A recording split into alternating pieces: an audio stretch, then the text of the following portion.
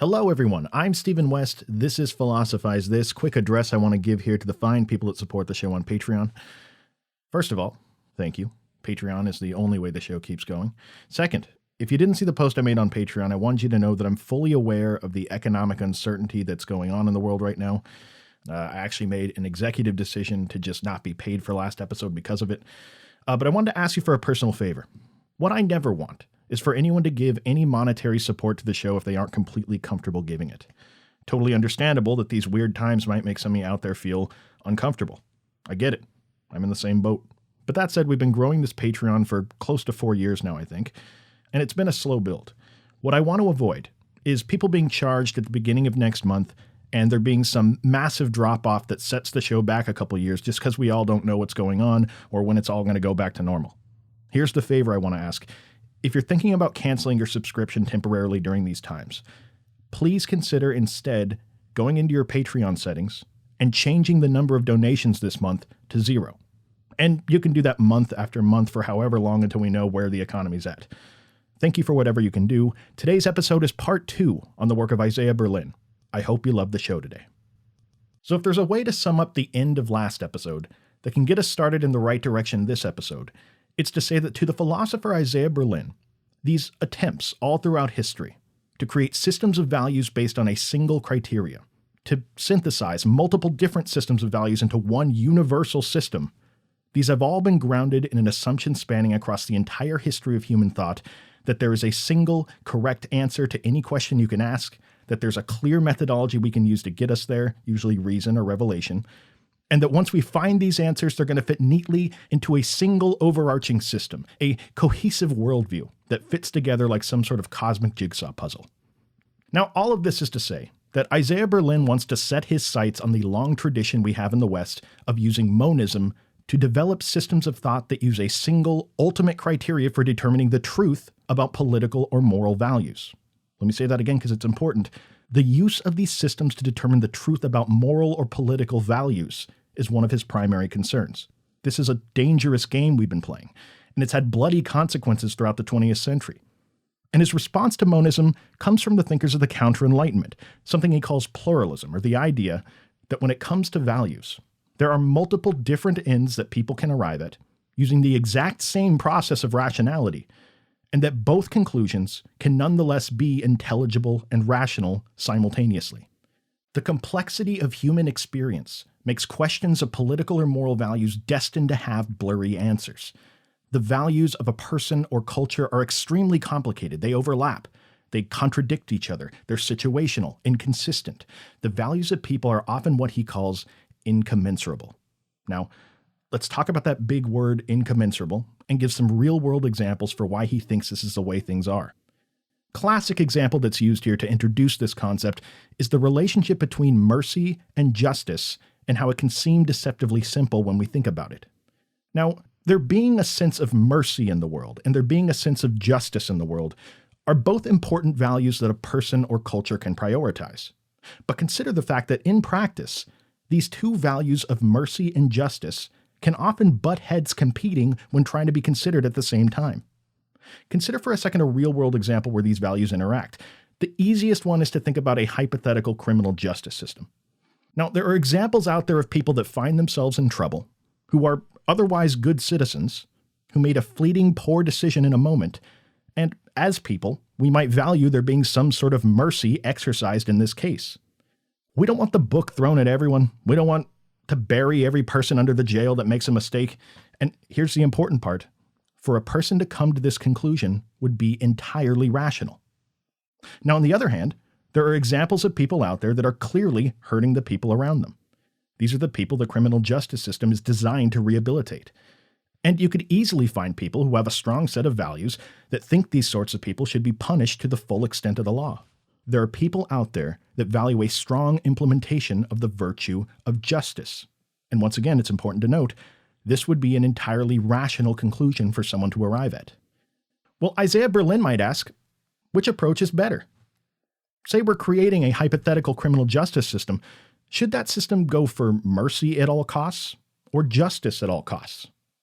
No doubt it's a combination of both. Okay, well, what criteria do we use to determine how much mercy we should use and how much justice we should use. His whole point here is that you can never answer this question clearly with some single criterion or single maxim. The fact is, the true complexity of human experience makes this impossible. Monism cannot ever adequately mediate the relationship between complex human values like mercy and justice. The mistake of the thinkers of the past has been to try to come up with some single standard that addresses all the complexities of billions of people living together. The goal of the justice system should be to maximize freedom, or balance the scales. These overly ambitious golden rules are utterly useless when it comes to truly sifting through the blurry, complex relationship between human values like mercy and justice. But it should be said, this same thing applies to so many other examples of human values that butt heads when they interact with each other. For example, liberty and total equality. Because if men were wholly free, he says, then the wolves would be free to eat the sheep. How about spontaneity versus planning and organization? We want both of those in our lives. Knowledge and freedom, peace and excitement, the examples he provides are endless. But regardless of which one you're talking about, though, there is no single blueprint that can ever tell us how much mercy and how much justice. To Isaiah Berlin, the fact is people and cultures often have to hold two what he calls incommensurable values, like mercy and justice, simultaneously. These values are sometimes totally incompatible. They sometimes overlap in weird ways. When you abandon the strategy of trying to find a way that billions of human beings can be fit into a neat little package governed by a single maxim, then you encounter what Isaiah Berlin sees as the true pluralism that lies at the foundation of human values. But just to be clear, this incommensurability of values doesn't just exist at a political or social level where we have to deal with lots of different people. This is the way our values work at an individual level as well. We know this because, look, when was the last time you heard someone talk about themselves like, I am a totally merciless human being towards everyone?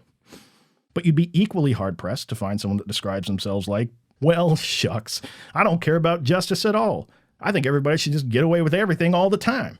To hold the values of mercy and justice at some level simultaneously seems to be where most people live their lives.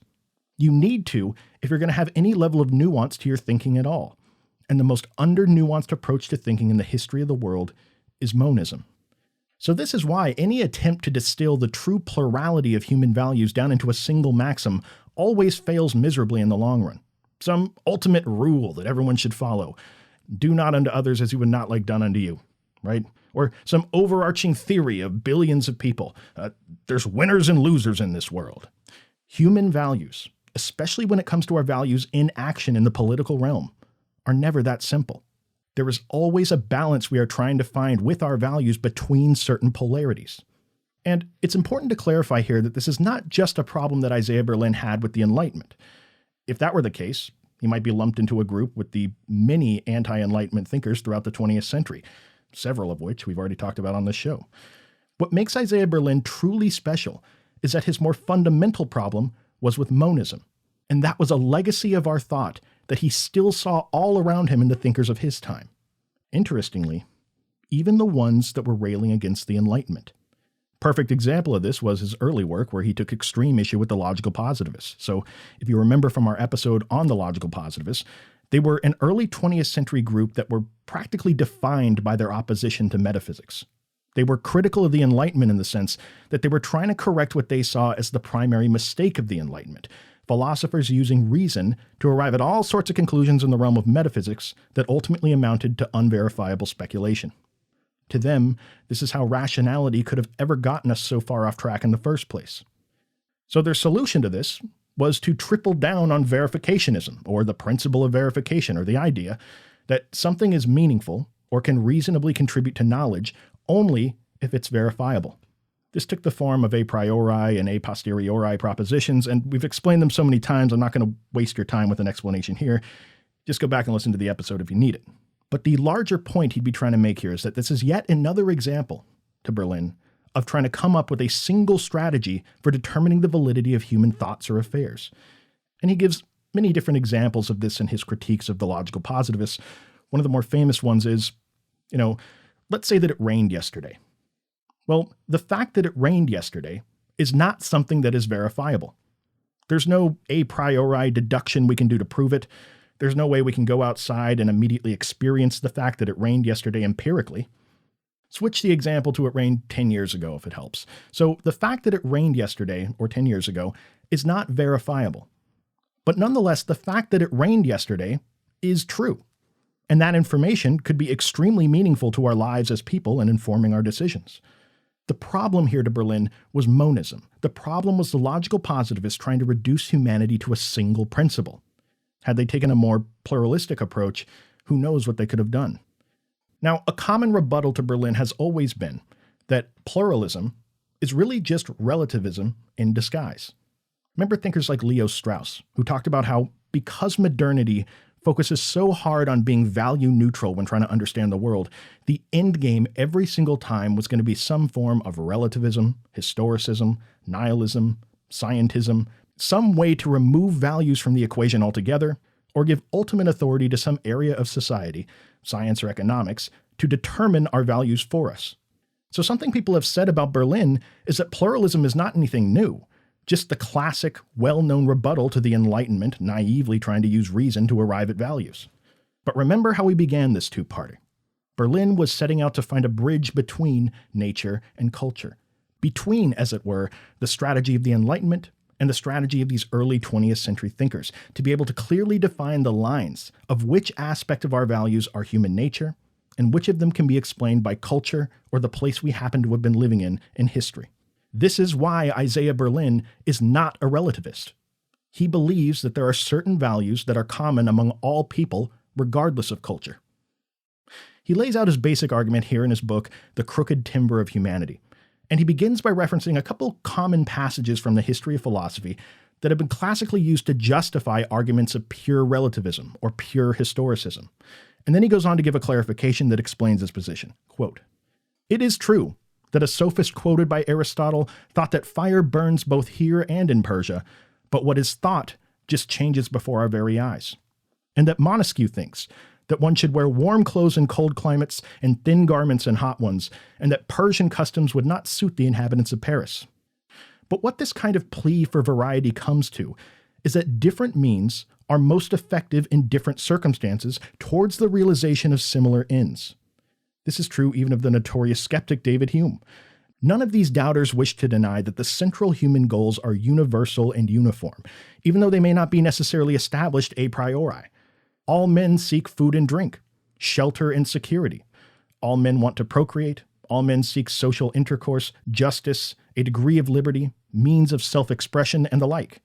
The means towards these ends may differ from country to country and age to age, but the ends, whether alterable in principle or not, remain unaltered." End quote. So what is he saying here? He's saying that there may be a lot of stuff out there that's culturally or historically determined. The specific means a particular culture might use to get to their desired ends. The way these customs look to us from culture to culture might vary enormously. But nonetheless, it's almost impossible to make a case for the fact that our cultures aren't all aiming for very similar ends. Human beings seem to generally want very similar things. We've just found different creative ways to get there.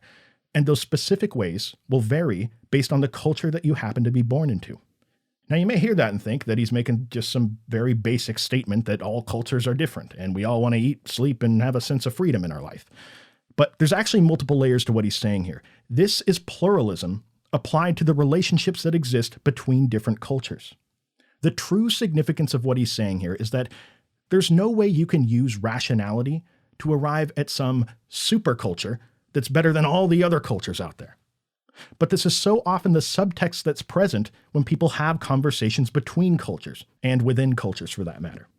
The subtext is that as long as we all appeal to rationality and have enough discussions with each other, that eventually, it's not crazy to think, we will all agree about everything, or at least every rational person will have the same opinion. Consider a few examples to complement this point, and then we'll expand on this a lot more. Now, on one hand, this point that Isaiah Berlin's making is not a very controversial statement to make. Most people understand that people arrive at different sets of values when it comes to their personal lives, and nobody's going on a crusade to say that one is inherently less rational than another. For example, imagine one lifestyle. Imagine a person that looks out at the world and thinks of it as a very dangerous place. Well, in many ways, the world is a very dangerous place. A lot of buses to get hit by, a lot of diseases to contract, a lot of meteors to dodge as they fall out of the sky. So this person sees all this danger and decides that the rational conclusion they should live by is to stay inside most of the time. They enjoy their life inside. They practice enjoying a level of peace that most people never get to experience that are out in the dangers of the world. They have a level of privacy to their life that's just far greater than someone who immerses themselves in the public realm. People may disagree, but hard to make a real case that this isn't an intelligible, rational conclusion that someone could arrive at. Now consider another person who's one of those energy drink wingsuit people, flying through a canyon like a squirrel, puts on a GoPro when they go to the gas station. This person might look out at that same dangerous world and think, look, the world I was born into is danger. What am I going to do? Hide from it my entire life? No, I'm not going to live my life viewing other people around me as merely catalysts of danger, something to avoid. There's more to life than spending my life cooped up inside feeling safe just because I happen to still be alive. I'm going to go out and live. And if it's my time to go at some point, at least I can die knowing I had a good run. Now again, people may disagree, but even the extreme recluse from the previous example could look at this person, be tolerant of the fact that they've come to different conclusions, and even have a level of respect for them, accepting they just value different things. But Isaiah Berlin would want us to transition this entire line of thinking over into the political realm. How often do people engaging in a political discussion look at their political opposition, hear an argument that disagrees with them, and then act tolerant of that disagreement, respectful of the person because they see them as an intelligible, rational human being that just has a different set of values because they come from a different set of experiences? How often does that happen versus how often do people adopt the attitude of monism, where there's a single correct answer, a methodology they've arrived at to attain it, and a cohesive, sweeping worldview informed by those correct answers? How often when someone sees their political opposition, do they just assume the other person can't possibly be rational? They must be delusional or stupid or indoctrinated or evil.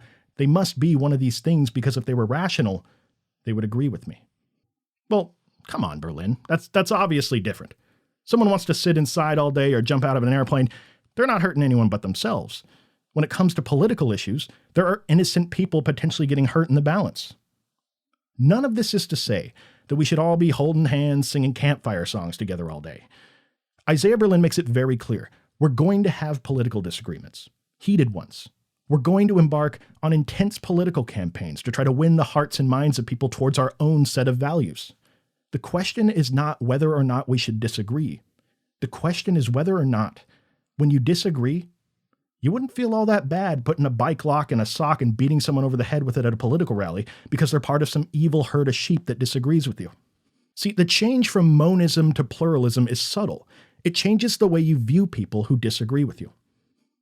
Because when you recognize the pluralistic nature of human values, you realize that there's no single correct answer, and even if there was, rationality is not the tool that's going to get us there.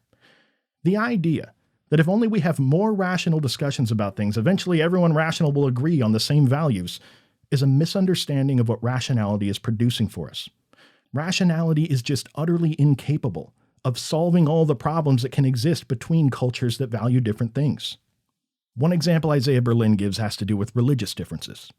Just imagine a devout believer in Orphism and a devout believer in Celtic Reconstructionist paganism going out to coffee together. And they're going to sit down and they're going to have a rational discussion about their values, and the goal for either of them is to try to convince the other of the true political reality of the world. Do you think rational discussion is going to be the thing to change either of their minds about values? See, Isaiah Berlin might say good on both of them for trying. He wouldn't be surprised if rational discussion wasn't the tool that was going to convince someone that someone else had the truth about things. But most of all, he'd want to say that any sort of violence that may have come out of that discussion, any sort of hatred of the other, would always come from some attitude associated with monism. Political violence rises proportional to the level of intolerance within a society. See, tolerance and empathy are very human characteristics.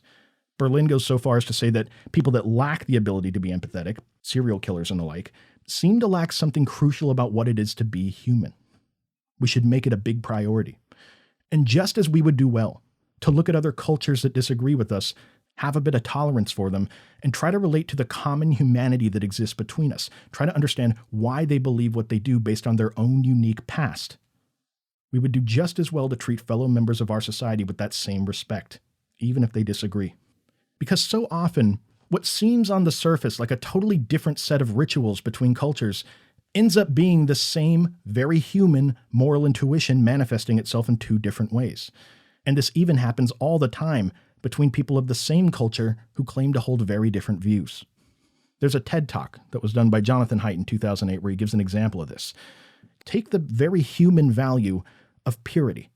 For some reason, purity seems to be an important thing across the board for human beings.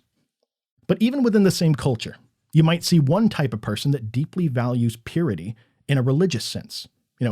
Chastity before marriage, purity from the hedonistic behaviors that might pollute your spiritual well-being. But you may see another type of person in that same culture that values purity by eating only organic, locally sourced, ethically produced ingredients, or purity when it comes to the environment. This is just one example of how the same moral intuition can manifest itself in two very different ways, and yet there seems to be some common humanity underlying this value, and it's possible that these two very different people could find some level of tolerance for the other if they took the time to try to understand. They can understand both parts of a human being, those values determined by nature and the ones determined by their culture. This is the true role of rationality for Isaiah Berlin. When it comes to moral and political values, we're never going to agree on everything. Rationality cannot give us that, but what it can do is mediate the differences between different moral systems and allow us to be more tolerant of each other. You don't go to war with another culture just because they value something you don't. You can disagree, try to understand the best you can, but you don't think they're stupid or evil just because they don't do everything the way you do. The same way rationality can regulate the relationships between cultures, it can regulate the relationships between people of the same culture. Carl Schmitt, political philosopher and member of the Third Reich from earlier in this 20th century political arc. He was famously critical of liberalism as a massively failed experiment that leads to weak societies. For all the tolerance, multiculturalism, and limits on government power, he saw all these things instantly get thrown out the minute a true political disagreement came to pass. People can be tolerant of insignificant things, he says, but the minute it becomes something that they really care about, even liberal societies descend into bloodshed and violence. Well, here's Isaiah Berlin, years later, presenting an entirely new type of liberal thought. That is, liberal pluralism. Maybe it's not a fundamental part of human nature to descend into violence whenever political differences get really serious. Maybe this is a type of thinking that we've inherited from the past that's been so ingrained into every theory that's come before that even a doctrine of tolerance and multiculturalism like liberalism was created with it in mind. Maybe monism and the monolithic type of thinking that comes along with it. Maybe the belief that there's a single answer to every question out there has allowed people to treat their fellow human beings as the other simply because they come from a different part of the city where different values keep them alive there, or a different part of the country, or a different part of the world. Sometimes ideas come up at points throughout the history of human thought, ideas that practically everyone at the time is downright enamored with. This new insight is the solution to all our problems as a species. And sometimes, just 5-10 years later, there's a new set of ideas that comes along rebuking it. And as quickly as it came, the idea everyone was crazy about is never heard from again. Well, the Enlightenment was no doubt one of the times people were excited about an idea and it was left to play out. But what if Isaiah Berlin, as a historian of ideas, what if he was right? What if the pluralism of the Counter-Enlightenment could have been a moment when we realized a huge assumption we'd all been making in our thinking? What might the 20th century have looked like if we had listened to and been tolerant of ideas all the way back then that made us uneasy? Thank you for listening. I'll talk to you next time.